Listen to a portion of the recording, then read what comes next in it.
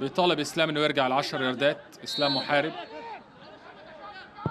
ادي شاكر يعمل عرضيه، تردد في الخروج ابو جبل، والمره دي مش تسلل، اظن المره دي مش تسلل. محمود غالي، محمود غالي، محمود غالي، الغالي ثمنه فيه. محمود غالي يسجل الهدف الاول من عرضيه متقنه. لما تلاعب فريق اعلى منك في الامكانيات الفنيه والامكانيات المهاريه، عليك انك تجيد استغلال الكرات الثابته، وده اللي عمله طنطا، والفضل كل الفضل يعود لصاحب الاسيست محمود شاكر اللي عمل عرضيه ولا اروع. تردد ابو جبل في الخروج، وهو عنده مشاكل ابو جبل في العرضيات، ولم تجد اي تدخل من مدافعي نادي سموحه عشان طنطا يفتتح التسجيل.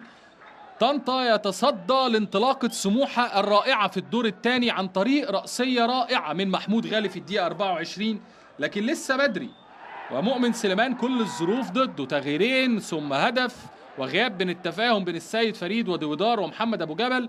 وسموحة بعد 24 دقيقة يلاقي نفسه وهو ضيف على طنطا في ملعبه وسط حضوره متأخر بهدف وخسران